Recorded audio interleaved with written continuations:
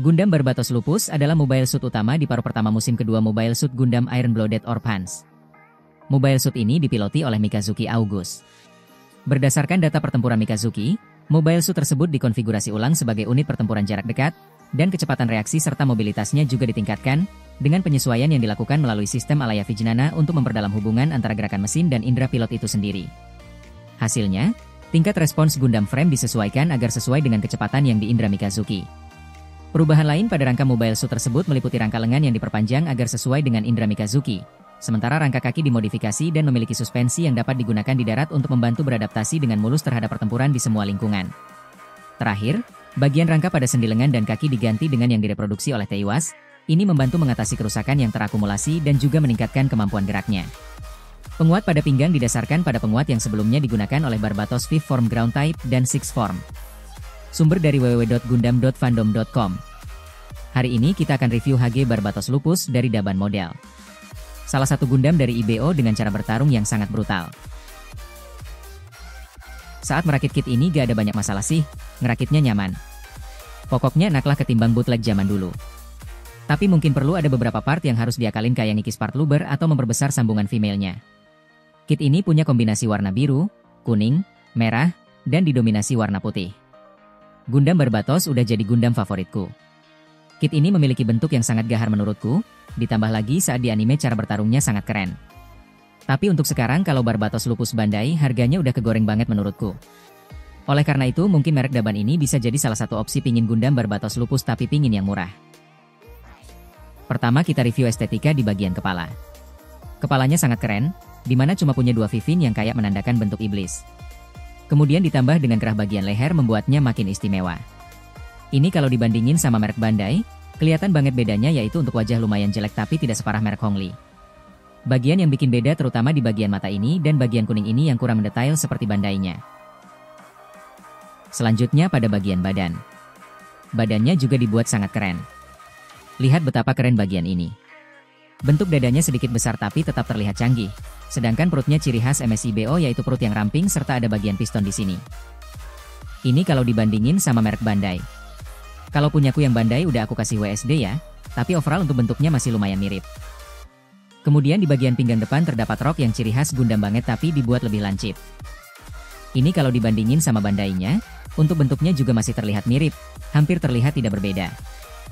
Di rok samping terdapat jet yang sangat panjang tapi tetap cocok untuk Gundam ini. Ini kalau dibandingin sama merek Bandainya, masih terlihat mirip ya walaupun untuk yang Daban bagian ini aku repain karena stikernya ampas banget. Terus untuk di belakang ada rok yang kecil dengan tekstur yang sedikit, aku saranin bagian ini emang bagus di panel lain.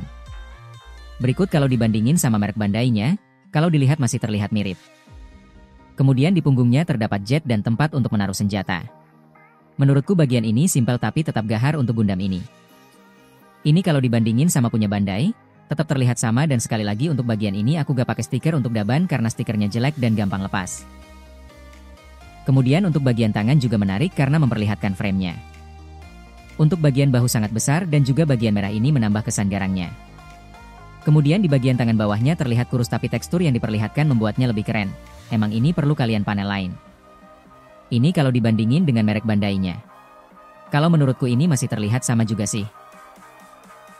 Kemudian untuk kaki dibuat ramping dengan desain seperti kaki monster. Menurutku bentuk kakinya ini beda dengan Gundam kebanyakan yang membuatnya makin keren. Terus untuk bagian kaki ini juga keren karena besar dan juga aku repain sendiri karena gak mau pakai stiker. Bagian kaki bawahnya besar dan tinggi ini membuatnya makin seperti monster. Ini kalau dibandingin sama Bandainya, lagi-lagi kalau dilihat sekilas bentuknya hampir mirip ya guys. Berikut perbandingan secara keseluruhan dengan Bandainya. Memang kalau dilihat dari jauh semua bagian pada merek Daban hampir mirip. Cuma untuk bagian wajahnya aja yang beda tapi gak separah merek Hongli. Pokoknya jangan beli Hongli. Bagian selanjutnya adalah perbandingan ukuran dengan HG Gundam Barbatos Gold Daban, HG Gundam Barbatos 6th Form Bandai, HG Helmwige Ranger Bandai, HG Gundam Kimaris Vidar Bandai, HG Grimgerde Bandai, dan HG Gundam Bael Daban. Dari perbandingan tinggi tadi tinggi kit ini lumayan tinggi sedikit dibandingkan dengan kit HG kebanyakan dan hampir sama tinggi dengan kit yang ada di series IBO. Berikutnya adalah aksesoris yang kita dapatkan. Untuk kit ini kita dapat aksesoris yang sedikit. Yang pertama kita dapat dua opsi pilihan tangan. Yaitu sepasang tangan menggenggam seperti ini. dan sepasang tangan menggenggam dengan pergelangan yang membengkok seperti ini. Selanjutnya kita dapat subarm. Seperti Barbatos asli, Barbatos Lupus memiliki sepasang subarms di punggungnya untuk memasang senjata. Kegunaan peralatan ini adalah untuk memberikan senjata dari punggung ke depan tanpa harus menggerakkan tangan utama ke belakang. Mereka juga berisi cakar tersembunyi yang dapat digunakan untuk menyerang unit musuh di belakang. Berikutnya kita dapat Sword Mace, senjata utama Gundam Barbatos Lupus. Senjata berat jarak dekat yang dikembangkan oleh teknisi Teiwas untuk Barbatos Lupus. Bentuk dan beratnya dirancang untuk menghindari hambatan pada mobilitas MS. Meskipun berbentuk seperti pedang, senjata ini merupakan senjata pemotong bukan senjata pengiris. Apabila tidak digunakan, senjata ini disimpan di bagian punggung. Selanjutnya kita dapat konektor stand base. Kegunaan konektor ini untuk sambungan di stand base yang kalian punya, dan dapat dipasang di lubang bawah Gundam ini.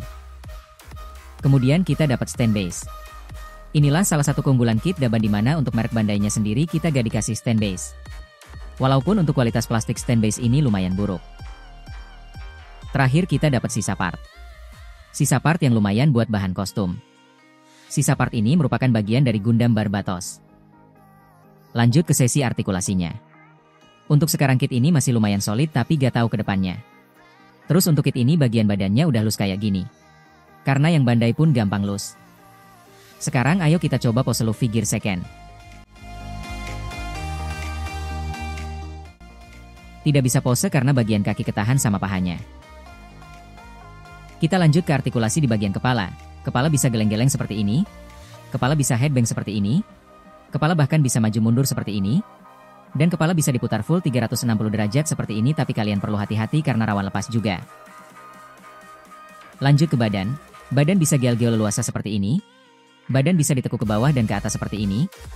Dan badan bisa diputar penuh 360 derajat seperti ini, tapi hati-hati ke pentop roknya. Rok bagian depan bisa diangkat sejauh ini. Untuk bagian rok samping bisa digerakkan seperti ini dan juga bisa diputar-putar seperti ini, tapi jangan berlebihan karena ini rawan lepas juga. Untuk rok belakang tidak ada artikulasinya. Dan untuk bagian backpack jetnya bisa digerakkan ke atas dan ke bawah. Selanjutnya di bagian lengan, ada butterfly join di kedua bagian lengan seperti ini. Bahunya ini bisa diangkat sangat jauh seperti ini. Lengan bisa diangkat lateral sejauh ini. Lengan bisa diputar full 360 derajat seperti ini. Bagian bicep tricep juga bisa diputar penuh seperti ini. Siku bisa ditekuk sejauh ini padahal single joint dan bisa diluruskan lagi. Dan ada ball joint di pergelangan tangannya yang bisa kita gerakkan sesuka hati.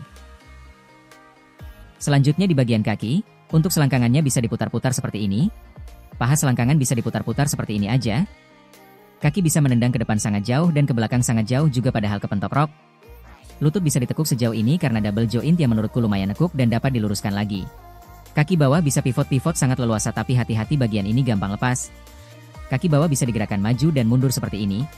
Kaki bawah depan bisa ditekuk sangat jauh. Penutup kaki di atasnya bisa digerakkan seperti ini. Dan kaki bawah bisa diputar penuh 360 derajat seperti ini. Dan yang terakhir dan paling penting, kit ini bisa ngangkang sejauh ini.